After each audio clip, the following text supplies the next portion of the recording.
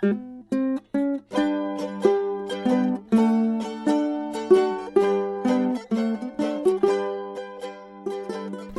to Just Say This, the place to get all the help you need for the Birds and Bees Talks. I'm your host, Amy Lang.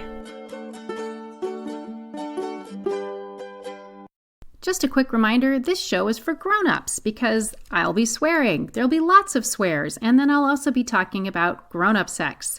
I can guarantee that your kids do not want to listen to this, and they really don't want to listen to it with you. You've been warned. Do you have a question for me? Please give me a call. The phone number is 206-926-1522, 206-926-1522, and I will answer on the show. And if you have a funny sex talk story, please call in those as well, 206-926-1522. Thanks. Hello, welcome back. I have questions, of course, from parents, but before that, I need to do a public service announcement. It is time to do something about the election. I know you're like, shut up. I don't want to hear it. But if you're like me and you live someplace where everything is liberal schmiberal and you don't really need to worry about the way things are going to go, there's help. There's something you can do. I've talked about it before. You can send postcards to BIPOC voters in states like Virginia, which is happening right now. They are non-denominational. They're very generic, and they basically say, hey, election's coming up. Here's where you need to register to vote if you haven't already, or to re-up things. It's very, very, very simple. And the link is in the show notes. It's the Center for Common Ground, and do it. I'm doing it. I'm having postcard writing parties. I have a pusher who keeps me in postcards. So strongly, strongly recommend you do that. It's something.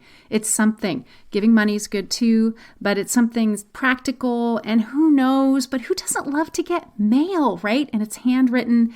Anyway, just want to throw that out there. My other thing is that I just cleaned up my YouTube channel, and the link is in the show notes, of course. And if you just Google Birds and Bees and Kids and Amy Lang, you'll find it. There are videos you can watch with your kids. There's a section on sexual abuse. There's some generic sex talking stuff and some folks I follow that I really like. Anyway, so go check that out. It's just something that I've been being lazy about, and I fixed it, and I'm feeling good about it, as you can hear from my voice. So that is what is happening for me in this universe. So please postcard. It feels good. You can get 10, you can get 100. I am getting hundreds of them because I have people, and we're going to have parties and write them and, maybe make some teeny weeny difference. At least that's making a difference for me and maybe somebody else. Okay, on with the show. Hi. Okay, so we have been doing the talks for years, and we're in a place of openness with our almost 15-year-old son. It's pretty amazing. It was easy when this was all abstract, but now the meteor of first love is hit. And feel-good bodies are very real. So, next chapter, scary. Our child is sharing that he's making out, and this is happening, and it's great. He's excited about it. So, since we are fans, we've been listening to your show for a long time. When we're fans of waiting, we're at a place where we would really like to talk about we'll have the info to talk about adult bodies versus 14, 15-year-old bodies as it all relates to holistic readiness for sex. Because 15 is different than adult, but it's close. And part two is as we try to pump the brakes on the next levels of intimacy in our effort to help with waiting, we're thinking about introducing the BRA acronym to review values and waiting. But I'm just not sure how to scaffold this, partly because I'm stuck in my adult sex brain, and I'm really not sure what comes next and what's appropriate after making out age-wise, developmentally, emotionally. So thank you so much. Appreciate your show. All right. I love that you said the meteor of first love. I love that phrase. And so it's lovely. And what a great way to think about it, because it does feel like a meteor, that first love. It does feel like that when you're starting to fool around with somebody and you maybe haven't done that a ton or at all. And it can be confusing. It can be so fun. And then, of course, for your parents, it can be a little nerve-wracking. Love hearing that you've been talking with him consistently. So that's going to make all of this go much, much better. And yeah, it's been theory and now it's really reality for everybody. Anyway, I think a couple of things. So you ask about talking about adult bodies versus kid bodies. So really the only thing that's different between adult bodies and kid bodies is that the kid body's still growing, but basically all the parts work in the same way. They're just a little tender. So yeah, their bodies could be more mature, but yeah, he's still going to have an orgasm. There's going to be some spermy worms. And for his partner, she's going to have an orgasm too. You are going to need to stress that to him. We'll talk about that in a minute. So her body's going to respond in the same way. So in that respect, they're really not that much different. The thing that's different is experience, which is social, emotional, and physical. So I don't know that you need to talk about that so much, but you can toss that out there. I would say for he's probably been masturbating. So that, of course, gets, him a little roughed up down there. It sounds terrible, but whatever. You're used to me sounding terrible. And for her, if she has not discovered her clitoris, then no matter what, it's fairly tender down there. So no matter what, he needs to know clean hands, take it slow, take it easy. Anyway, I'm probably making you sweat. I'm sorry about that, but just wanted to throw that out there. Anyway, a couple things I do think is a good idea for you to talk about with him is consent, obviously, and what that looks like and what that means to him. So you definitely have to talk about that if he fully understands that yes means yes. So again, I'm kind of in practical mode, but this stuff has to happen. You need to talk to him about what the plan is for birth control, how she feels about it, what she thinks. And I just realized I've made an assumption here that he's with a girl. I'm sorry, whatever. Person with a female body, not whatever. I'm just going to assume that just based on what you said. And, chances are. Anyway, so anywho, sidetrack, that practical stuff, like the birth control piece, like making sure they've been talking about it, even though they're just fooling around, right? We all know how fooling around goes. It is a slippery slope. So super important to push on that, making sure he has condoms, making sure you have emergency contraception around, letting him know that. So this conversation is still included. It's part of the waiting conversation, right? So really, again, encouraging him to think about what he wants in his relationship, how he wants that first time to be for himself and for his partner. And generally, I think another really important message is like, there's so much fun you can have without parts and holes. I mean, tons of fun, right? In some ways, that's just the best part of it. So getting real good at the fooling around without parts and holes is really important. And so, you can't really control what's going to happen to him and control his relationship. So one resource I have is my book, Dating Smarts, and it was written in 2014. And so I think it was written before that. It's a funny story, actually, which I'll tell you when I'm done with this.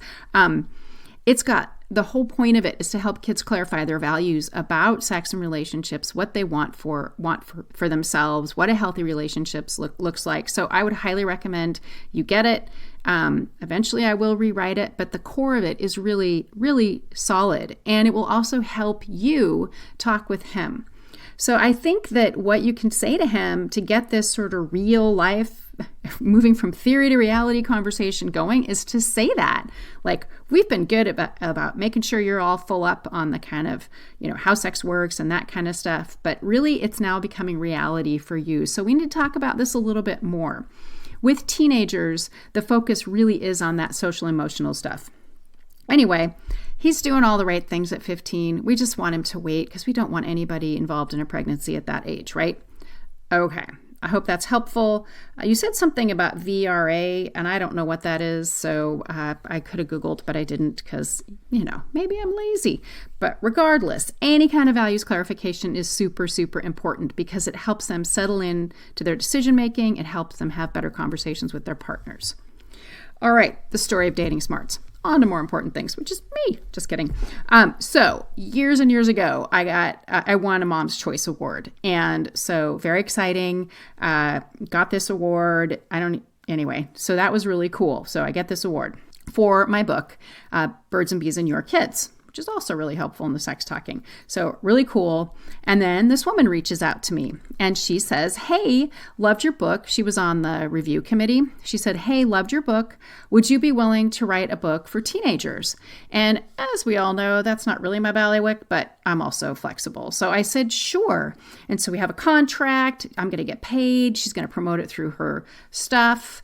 Do I take a close look at what she does? Of course not, because why would I? I was all flattered and whatnot.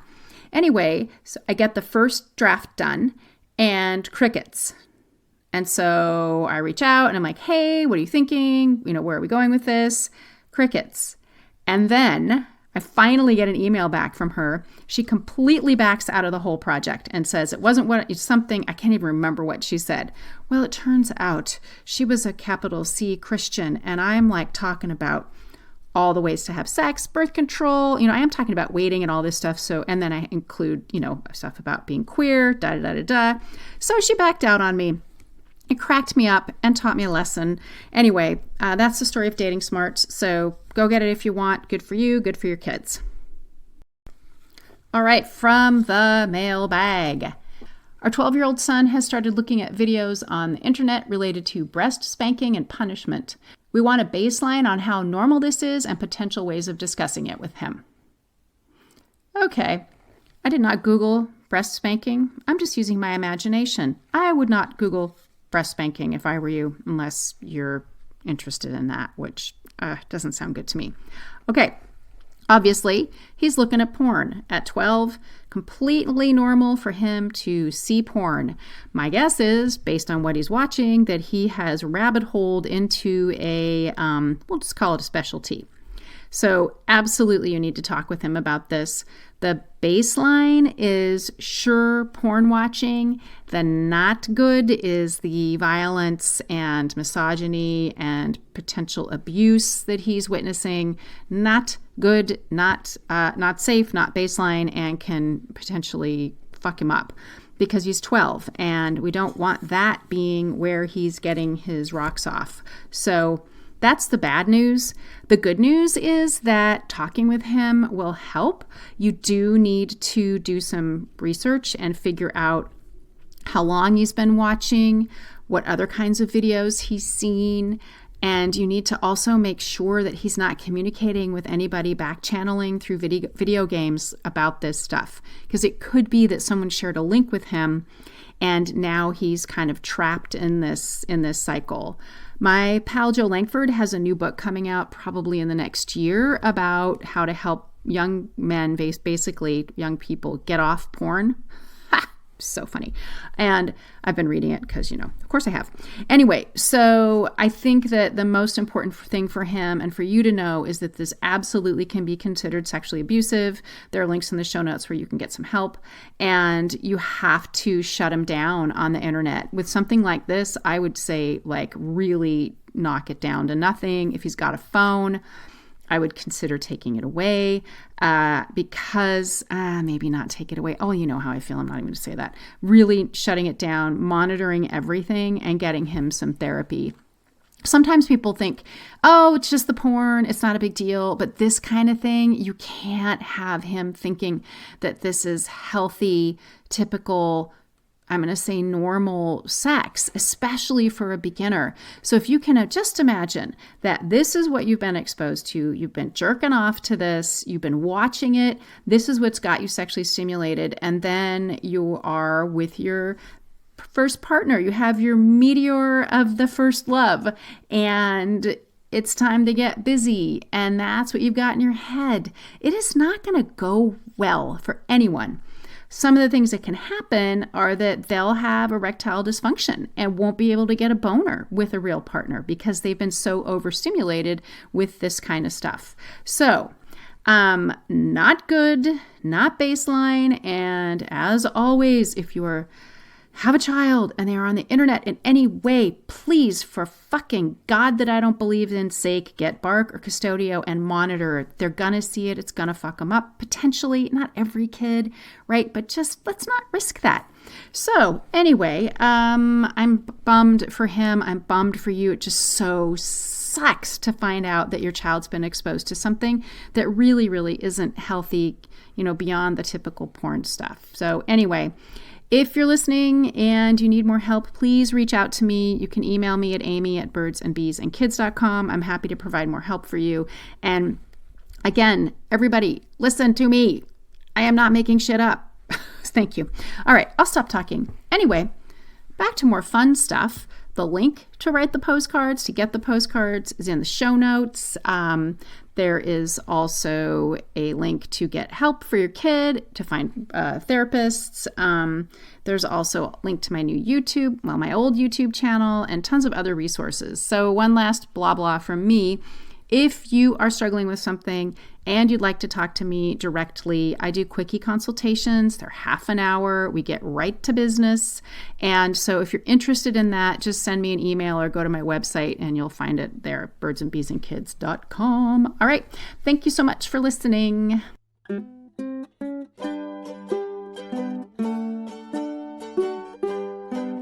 That's it for this week. Thanks to everyone who's been calling in. The number's 206-926-1522, so please leave me a message if you have a question or a tale from the trenches.